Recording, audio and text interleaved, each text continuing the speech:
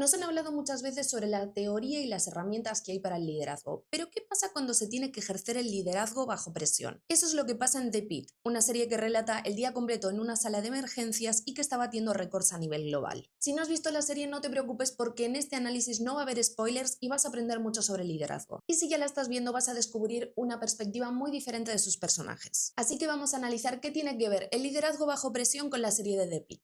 Bienvenido, bienvenida a un nuevo episodio de ¿Qué tiene que ver? Tu análisis de cultura pop aplicado al mundo laboral.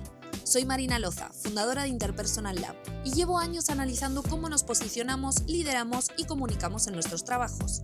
En este espacio miramos la cultura pop con una visión estratégica.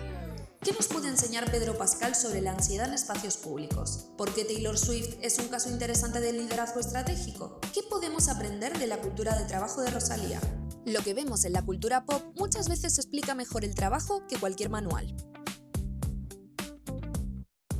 Lo que hace especial a la serie de Pit es que no solamente nos cuenta cómo funciona una sala de emergencias, sino que cada temporada es un solo día en esa sala de emergencias y cada capítulo representa una hora dentro de esa sala de emergencias. Eso nos permite ver qué siente cada personaje con el pasar de la jornada laboral y cómo el ritmo frenético de la sala de emergencias genera una presión enorme sobre todas las personas del equipo, pero sobre todo sobre su médico responsable, el Dr. Robbie. Este episodio se va a dividir en 4 partes. En primer lugar, vamos a ver un primer acercamiento al liderazgo y el trabajo en equipo en la serie, sin spoilers. En segundo lugar, vamos a ver el caso particular del liderazgo del Dr. Robbie. En tercer lugar, vamos a ver qué aprendizajes puedes sacar de este caso para tu carrera profesional. Y en cuarto lugar, te voy a dar unos tips finales que puedes aplicar desde esta misma semana.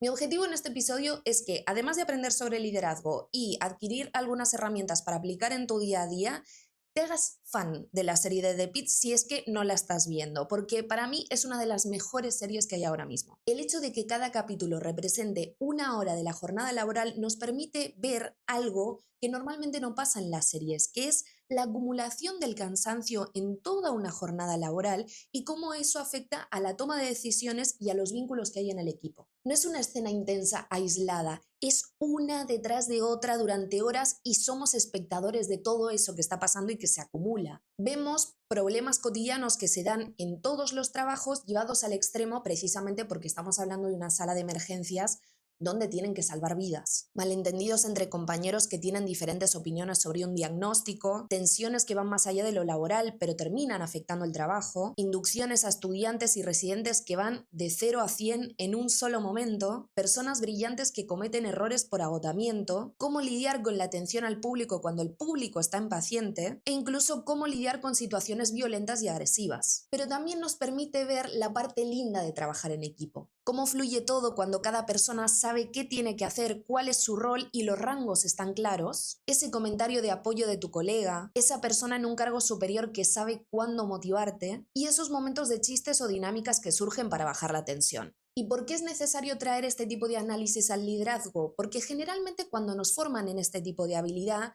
nos quedamos mucho en el deber ser, en las situaciones ideales, en las situaciones que podemos controlar. Pero ¿qué pasa cuando eso lo aterrizamos más allá de gestionar una situación puntual? Cuando tenemos que sostener el rendimiento y llevamos horas teniendo que tomar decisiones sin parar. Los desafíos laborales no se dan porque hay una situación particular que es compleja y que hay que resolver, sino porque esa situación particular que es compleja se tiene que resolver en medio de un montón de otras cosas que están pasando a la vez, como tener que ir a una reunión detrás de otra, tener que responder 80 mails que tienes en tu bandeja de entrada, mientras 2 o 3 personas te están pidiendo ayuda porque es algo urgente que también tienen que resolver y además tienes que ir apagando 3 fuegos más que han ocurrido en el día. Y ahí es cuando empiezan a aparecer un montón de preguntas que me llegan de muchos líderes con los que trabajo yo en mentorías. ¿Qué priorizo? ¿Qué delego? ¿Cómo puedo delegar en alguien que es muy nuevo en el equipo? ¿Cómo doy feedback cuando hay tanta urgencia de por medio? ¿Cómo puedo formar a mi equipo si no tengo tiempo extra? ¿Cómo consigo que mi equipo pueda exprimir todo ese potencial que yo veo que tienen? En este tipo de contextos de desgaste acumulado, el liderazgo puede empezar a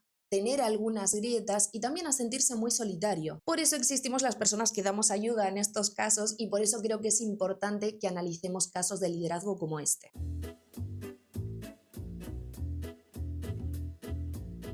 El doctor Robbie, ¿es buen líder? Robbie es médico responsable en la sala de emergencias del turno día, con lo cual tiene muchísimas personas a cargo con diferentes roles y tiene que comunicarse, además de con su equipo, con muchísimas otras personas en diferentes áreas o con diferentes responsabilidades. Este hospital es lo que llaman un hospital de enseñanza, un teaching hospital, con lo cual no solamente tienen médicos residentes, sino también que tienen estudiantes a los que están enseñando. Armé unos organigramas de cómo se compone el equipo de The Pitt más o menos en la temporada 1 y en la temporada 2 para que veamos realmente qué implica el liderazgo de Robbie en esta serie. Dime en comentarios si te sirvió este tipo de organigramas para esquematizar un poco dónde estamos y si me he dejado algún personaje importante. He intentado meter a todos los que son más importantes para este tipo de análisis, pero obviamente no he podido meter todos porque son un montón.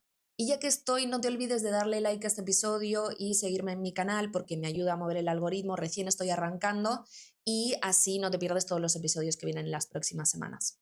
Y ten en cuenta que a todo esto se le tendría que añadir los psiquiatras, psicólogos, cirujanos y cirujanas que cuando alguien está muy grave y tiene que entrar en quirófano, tienen que hablar con ellos. Luego también trabajadores sociales, también quienes traen a los pacientes en las ambulancias, también todo lo que tiene que ver con la administración del hospital, abogados, abogadas. Aparecen muchísimas personas con las que Robbie tiene que lidiar durante un montón de jornadas que realmente son muy intensas. Ah, y me dejé al turno noche, porque claramente el turno día tiene que hacer un pase al turno noche y comentarles qué pacientes hay, qué les pasa y todo eso, con lo cual implica que también se tienen que llevar muy bien con el equipo del turno noche. Y yo ya solamente de pensar en toda esa cantidad de gente con la que tiene que lidiar todos los días, yo ya me agoté, imagino que tú también. Pero vamos a analizar en más detalle qué lo caracteriza a él más como líder, porque estoy segura que te vas a identificar con algunos puntos. Robbie es un líder muy práctico que lidera con el ejemplo y que es capaz de resolver a pesar de las limitantes que se vaya encontrando de cuestiones procedimentales, insumos, recursos y cuestiones personales.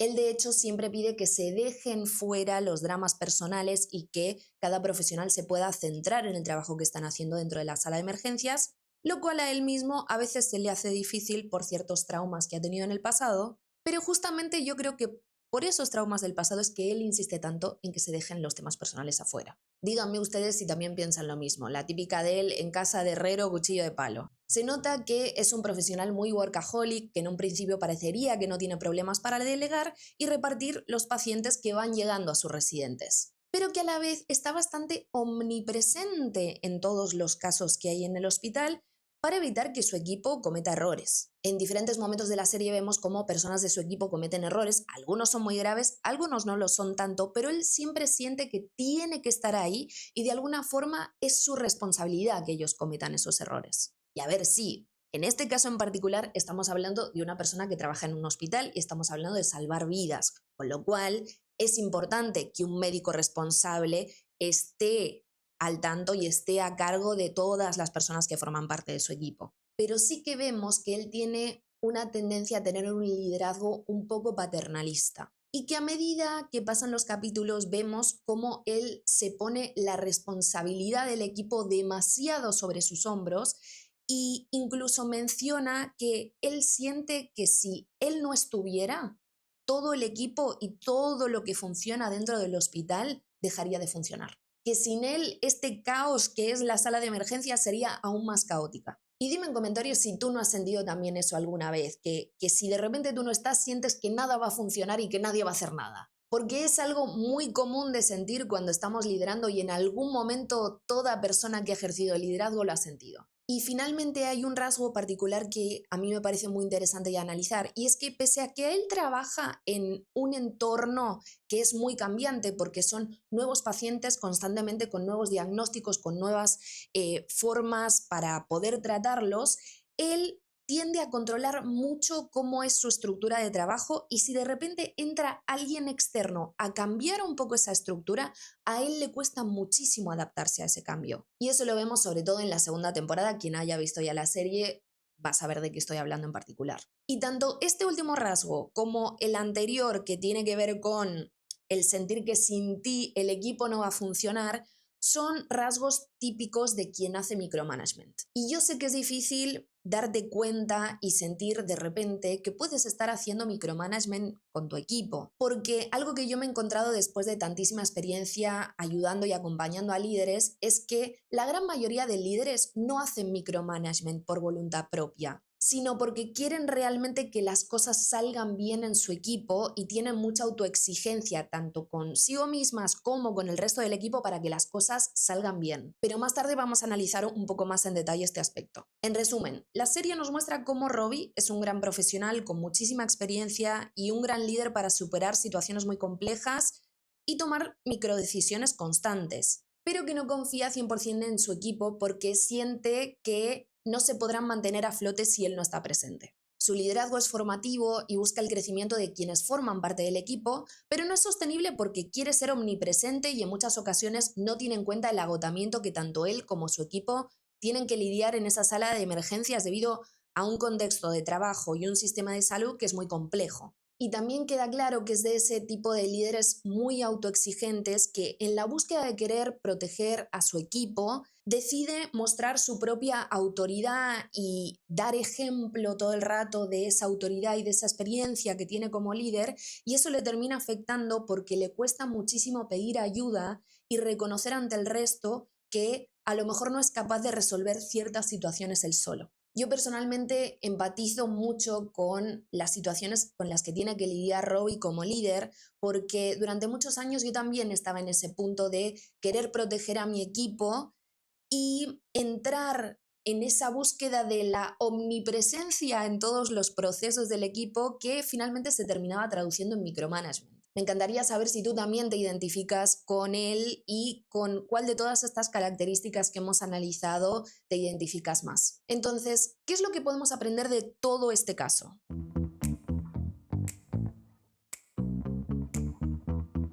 A lo mejor llegados a este punto tú estás pensando, ok, me parece muy interesante este análisis de liderazgo, pero yo no trabajo en una sala de emergencias salvando vidas. Y sí, es verdad, pero el secreto está en que en el mercado laboral actual, en algún momento de nuestras jornadas o de nuestro año laboral, nuestro trabajo a veces se transforma en una especie de sala de emergencias. Vivimos en la era de la policrisis y de la inmediatez. Yo trabajo en mentorías y talleres con profesionales y con empresas que me hablan de la cantidad de cambios con los que tienen que lidiar cada vez más, de la necesidad de resultados que tienen y luego también de la presión que reciben cuanto mayor es la responsabilidad y cuanto mayor es el rango jerárquico. Ya no lideramos en entornos que normalmente son estables y de vez en cuando cambian un poco. Hoy la normalidad es que las cosas cambien.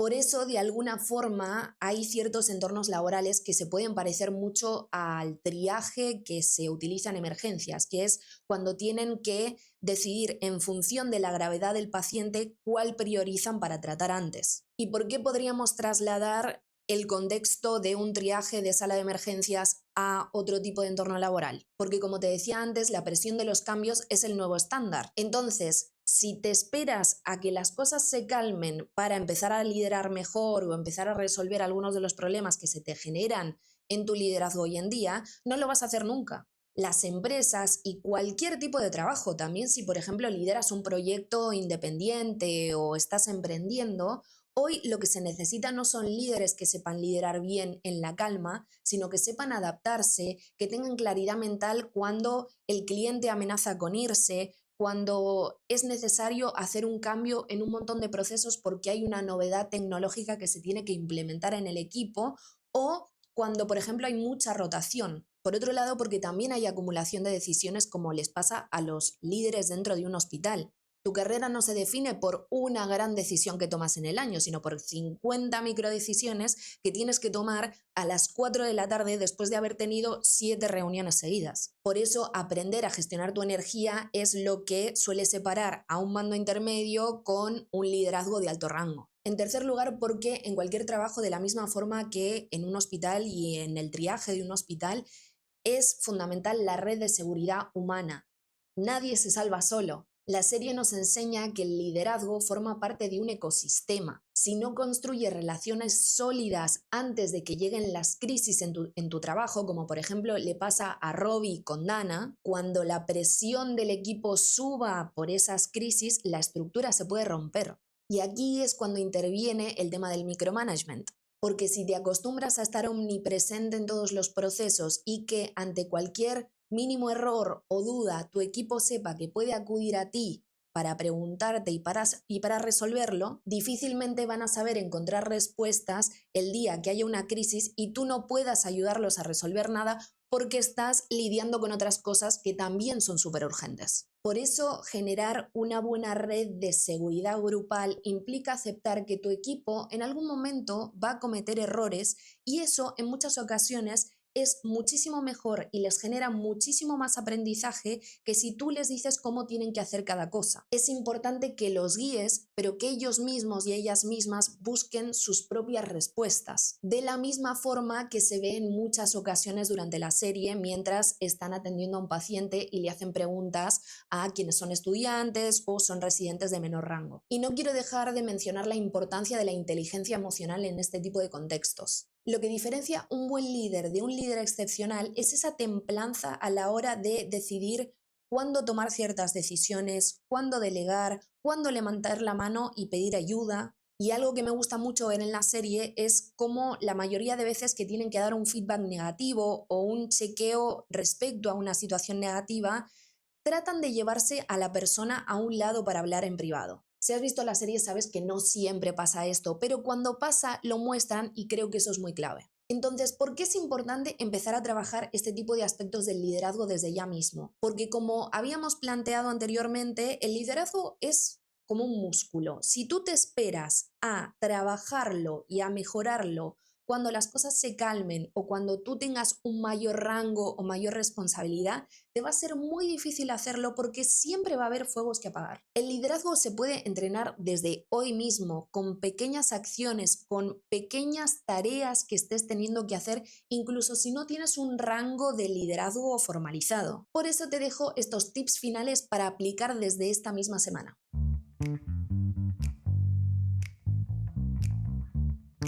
Para que no te quedes solamente con la teoría y con este análisis que es muy interesante y muy lindo, quiero que esta semana apliques estos tips que están inspirados en el análisis que hemos hecho. Y para que los escuches todos, te he dejado el más importante sobre micromanagement al final. El primero es que todos los días, de la misma forma que haces un check de todas las tareas que tienes pendientes, puedas hacer un propio auto-check de tu energía. Porque tú y yo sabemos que no todos los días tenemos la misma energía. Así que te recomiendo que te preguntes al menos dos cosas. La primera es cómo estás de paciencia y la segunda es si estás decidiendo por estrategia o por agotamiento. Uno de los mayores errores que cometemos cuando lideramos es tomar decisiones y responder o dar feedbacks cuando estamos en modo supervivencia o en caliente. Con lo cual, si detectas que estás en alguno de estos modos, yo lo que te recomiendo es que anotes lo que te está pasando en un papel y, si es posible, postergues tus decisiones o tus feedbacks para el día siguiente. O al menos para un momento donde te hayas calmado un poquito más. El segundo tip es que identifiques a tu Dana, a tu enfermera a cargo responsable que, como le pasa a Robbie, ella le salva en un montón de momentos para organizar lo que está pasando a nivel logístico. Toda persona que ejerza liderazgo necesita una mano derecha, necesita una persona aliada que ayude con la logística, mientras como líderes tenemos que centrarnos en la estrategia y también en tener una mirada un poquito más macro de todo lo que está pasando. Y una vez tú tengas identificada a esa persona que es tu mano derecha, díselo y pídele que en momentos de mucha presión te ayude con determinada tarea o determinado proceso. Ten en cuenta que si esa persona no tiene dentro de su rol como responsabilidades darte este apoyo y ser tu mano derecha, en algún momento te va a pedir una compensación acorde a esa responsabilidad. Puede ser una compensación económica, pero también hay muchas otras compensaciones que se pueden dar a nivel de crecimiento de una persona, a nivel de viajes, de oportunidades de ir a congresos, a eventos, de formación.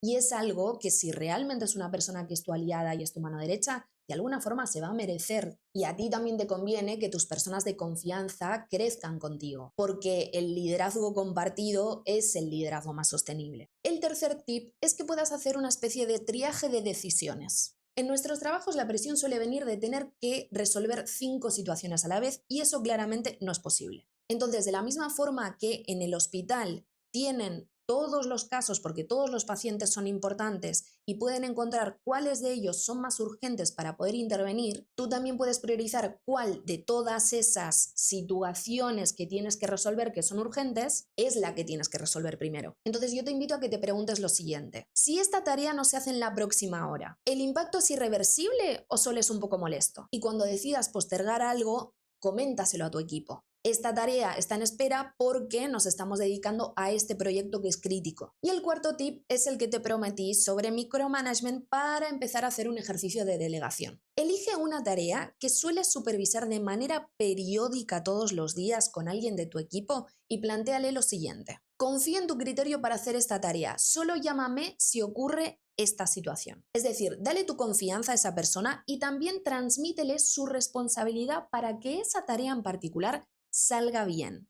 Y después define cuál es el límite del desastre donde ahí sí tiene que levantar la mano y pedirte ayuda. Si no dejas que tu equipo opere solo, nunca sabrás si están listos y tú acabarás con el burnout que vemos en la cara de Robbie al final de cada turno. Y volviendo a la pregunta inicial del episodio, ¿qué tiene que ver el liderazgo bajo presión con The Pitt? Pues que esta serie es un ejemplo perfecto de cómo toda la teoría del liderazgo aterriza en una práctica que nos lleva al extremo en la toma de decisiones y en cómo gestionar un equipo. Cuéntame en comentarios cuál de estas herramientas vas a aplicar esta semana y recuerda que parte del liderazgo es pedir ayuda, con lo cual si necesitas mejorar y seguir desarrollando tu liderazgo, escríbeme y vemos cómo trabajarlo en conjunto. Si quieres desarrollarte y posicionarte como profesional, te dejo mis redes y la web de Interpersonal Lab para que veas de qué formas puedo acompañarte. Recuerda que también trabajo con equipos y empresas, así que si quieres que trabajemos juntos, contáctame al correo que te dejo en la descripción. Y si te gustó este episodio, recuerda valorarlo y seguirme. Nos vemos la semana que viene con otro episodio de ¿Qué tiene que ver?